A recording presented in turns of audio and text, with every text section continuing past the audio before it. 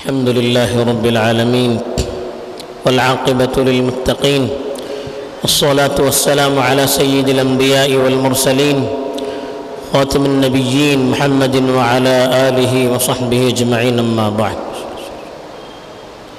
میرے دینی اور ایمانی بھائیوں، بزرگوں اور دوستوں،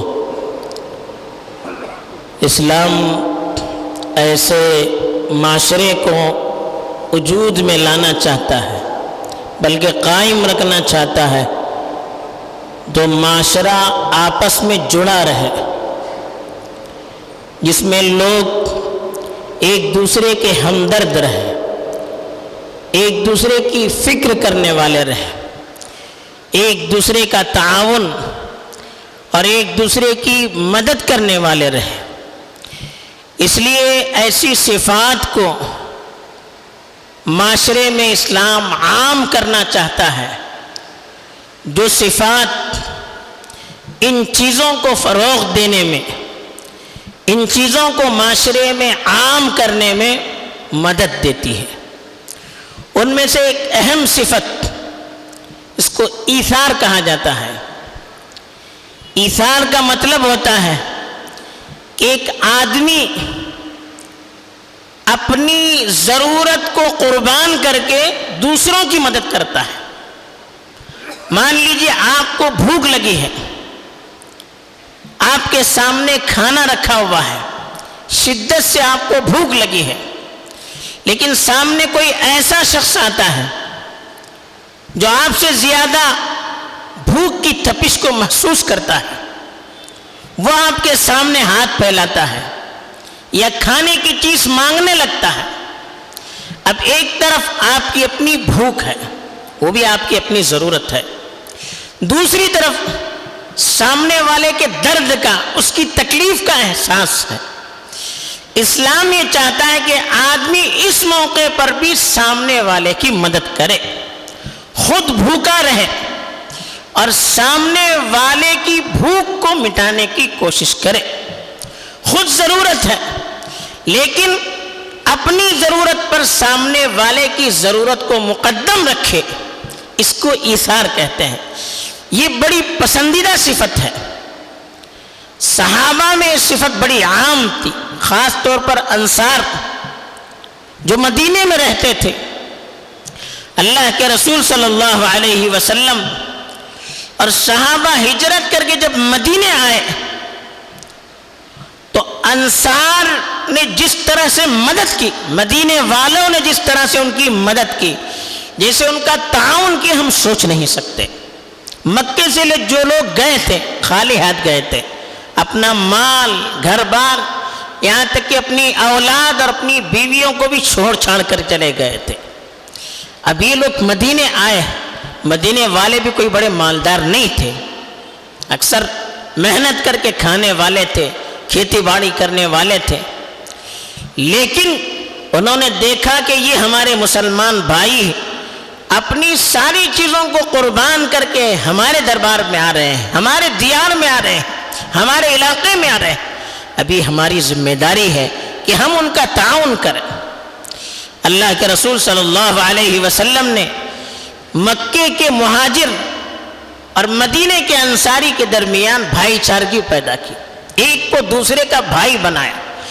اب یہ محبت اتنی زیادہ تھی کہ مدینے میں جو انصار ہوتا تھا وہ اپنے بھائی مہاجر کو لے کر گھر آتا تھا اور ساری چیزیں آدھی آدھی تقسیم کر دیتا تھا، یہاں تک کہ 2 بیویاں ہوتی تو سامنے کھڑا کرتا تھا کہ آپ کو جو بیوی چاہے آپ قبول کر لیجئے، میں اس کو طلاق دے دوں گا۔ اتنی بڑی قربانی۔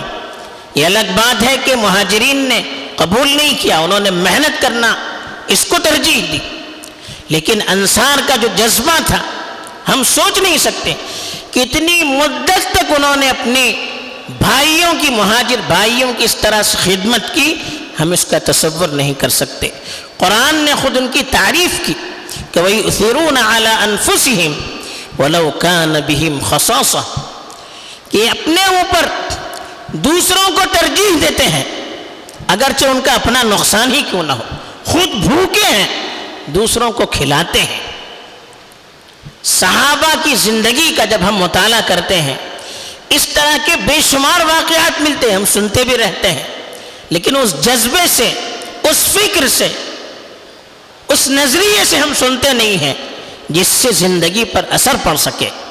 اکثر ہم میں سے لوگ معلومات کے لیے، معلومات کے بڑھانے کے لیے یا ذرا سا راحت اور سکون کی خاطر قصوں کو سنتے ہیں، حالانکہ صحابہ کے قصے یہ اپنے اندر اتنی طاقت رکھتے ہیں کہ اگر ہمارے اندر سچا جذبہ ہو تو ہماری زندگی کے اندر تبدیلی آ سکتی ہے۔ مشہور واقعہ ہے، بخاری شریف میں بھی موجود ہے، کہ ایک مہمان اللہ کے رسول صلی اللہ علیہ وسلم کے پاس آیا۔ اللہ کے رسول صلی اللہ علیہ وسلم ان کو لے کر اپنے گھر میں چلے گئے۔ اہلیہ سے دریافت کیا کہ کھانے کے لیے کچھ ہے؟ کہا کہ کچھ بھی نہیں ہے۔ وہ حالات تھے، ہم سوچ نہیں سکتے، اللہ کے رسول کے گھرانے میں کھانے پینے کے لیے کچھ نہیں ہے۔ اللہ کے رسول نے اپنی بیویوں سے پوچھا، جب دیکھا کہ کہیں کچھ نہیں ہے تو مسجد میں لے کر آئے اور پوچھا اپنے صحابہ سے کہ کون اس کو اپنا مہمان بنائیں گے۔ پہلے جو مہمان آتے تھے ان کے لیے ہوٹل یا لاڈج وغیرہ کا انتظام نہیں ہوتا تھا، لوگ اپنے گھروں میں ان کو قیام کرواتے تھے۔ تو ایک صحابی نے کہا کہ میں اپنے گھر میں ان کو لے جاؤں گا، تو ان کو اپنے گھر لے گئے۔ ان کو بھی معلوم نہیں گھر میں کیا ہے، اپنی اہلیہ سے پوچھا کہ کھانے کے لیے کچھ ہے؟ کہا کہ تھوڑا سا کھانا ہے جو بچوں کے لیے ہے۔ تو صحابی نے کہا کہ آپ بچوں کو ایسے ہی سلائیے، کچھ کھلونا دے کے، کچھ ان کو لوریاں سنا کے سلا دیجیے، اور چراغ جلا کر کھانا رکھیے۔ جب کھانے کے لیے سب بیٹھ جائیں تو کسی کام کے بہانے چلا جانا اور آہستہ سے چراغ کو گل کر دینا، بجھا دینا، لیٹ بتی بجھا دینا۔ اب اس نے ایسے ہی کیا۔ اب سب کھانے بیٹھے، اب یہ میاں بیوی جو تھے گھر والے، کھانا ایک آدمی کا تھا تھوڑا سا، اب تینوں کھائیں گے تو بچے گا نہیں، یہ بھی بھوکے ہیں۔ لیکن دیکھیں مہمان کا خیال دیکھیے، دونوں خالی ہاتھ پلیٹ میں ڈالتے رہے، اٹھاتے رہے۔ وہ سمجھتا رہا مہمان کی یہ بھی کھا رہے ہیں، حالانکہ وہ دونوں بھوکے ہیں، اور مہمان نے خوب سیر ہو کر کھائے، خود بھوکے رہے اور اپنے مہمان کو کھلانا اس کو ترجیح دیا۔ تو ان صفات کی وجہ سے یہ آیت اللہ نے نازل کی۔ بلکہ بخاری شریف کی ایک اور روایت ہے، اللہ کے رسول صلی اللہ علیہ وسلم قبیلے اشعری قبیلے کی، اس خاندان کی تعریف کرتے تھے کہ یہ لوگ جب ان میں فقر و فاقہ ہوتا ہے، تنگی آتی ہے، تو یہ کیا کرتے ہیں، بڑے سے کپڑے میں اپنا مال ڈال دیتے ہیں اور پھر اس کو خاندان میں تقسیم کر دیتے ہیں۔ یعنی ایک دوسرے کی مدد اور تعاون کا جذبہ اتنا ہے کہ خاندان کے کچھ لوگ بھوکے ہیں، اب کیا کریں گے، اس کی ترتیب، سب کے پاس تو مال زیادہ نہیں ہے، بڑے کپڑے میں سب اپنا اپنا مال ڈال دیتے تھے اور پورے خاندان میں مال دینے والے اور جس کے پاس مال نہیں ہے سب میں برابر تقسیم کرتے تھے، تاکہ پورا خاندان خوشحال رہے، کوئی بھوکا نہ رہے۔ خود تکلیف اٹھانا گوارا ہے، لیکن اپنے ساتھیوں کو تکلیف میں مبتلا کرنا یہ قبول نہیں ہے۔ بلکہ ایک روایت حدیث میں آتی ہے کہ ایک صحابی کے گھر میں کوئی کھانے کی کچھ چیز لے کر آئے، جیسے بھاڑوں بیچتے نہیں، کوئی کھانے کی چیز لے کر آئے۔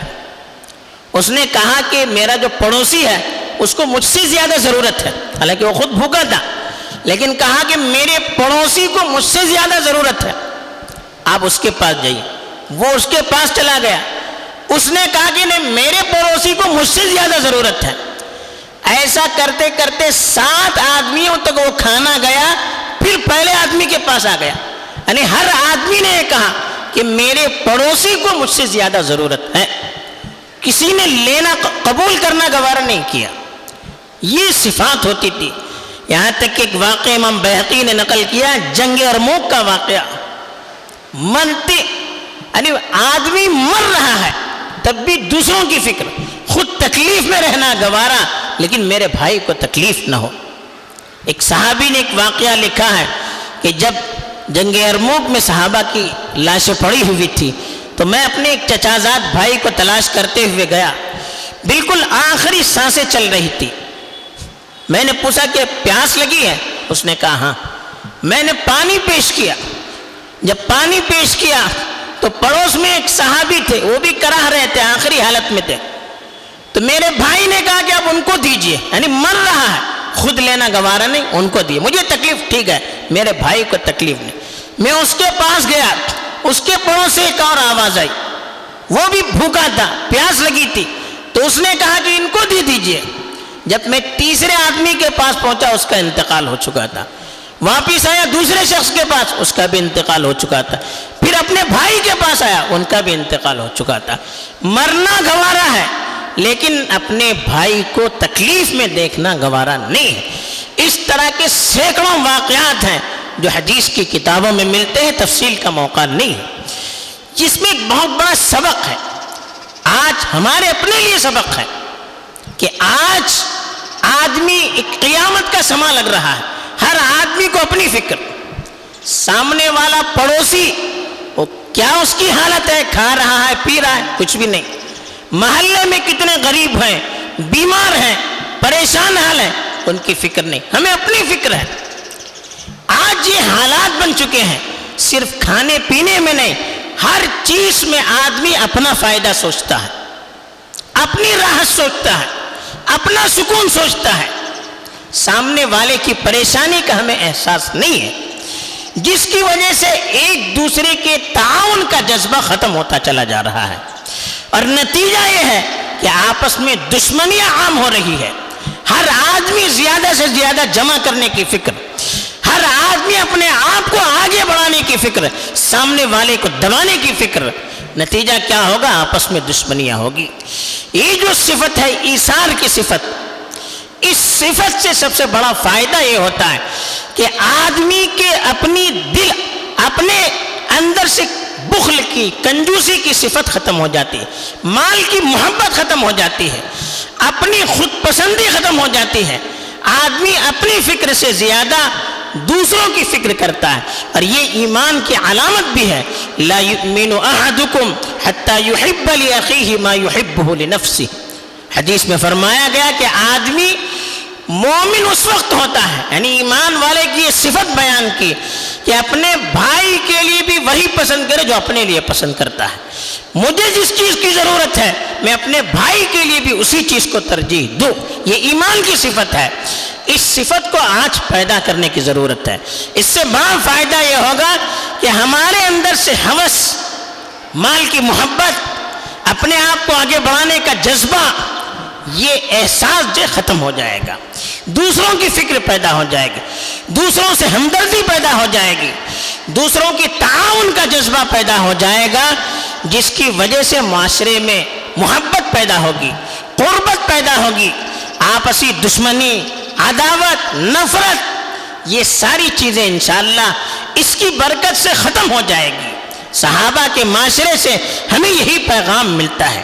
اس کے لیے صبر کی ضرورت ہوتی ہے، اللہ پر یقین اور بھروسے کی ضرورت ہوتی ہے، اور اللہ کے نزدیک جو ملنے والا ہے اجر اور ثواب، اس کو محسوس کرنے کی ضرورت ہوتی ہے کہ دنیا چند روزہ اس کو چھوڑ کر چلا جانا ہے، آخرت کی زندگی اصل ہے، اس کے لیے ہمیں آخرت میں جو چیز ہمیں کامیاب کرنے والی ہے، آخرت میں جو چیز ہمیں آگے بڑھانے والی ہے، آخرت کی راحت کو سامنے رکھنے کی ضرورت ہے، اور اس کی ضرورت ہے کہ اللہ تعالی ہماری ایک ایک چیز پر نظر کیے ہوئے ہے، ایک ایک چیز وہ اپنے یہاں نوٹ کر رہا ہے۔ یہ اگر ہمارے دل کے اندر کیفیت ہوگی، یہ جذبہ ہوگا، آخرت پیش نظر رہے گی، تو پھر سامنے والے کی مدد کرنا، اس کا تعاون کرنا اور اپنا نقصان کرنا، اس کو برداشت کرنے کی صلاحیت پیدا ہوگی۔ آج اس صفت کو ہمیں اپنے اندر پیدا کرنے کی ضرورت ہے۔ اللہ تعالیٰ مجھے بھی توفیق دے، آپ کے بھی توفیق دے، آمین۔ وآخر دعوانا الحمد للہ رب العالمین۔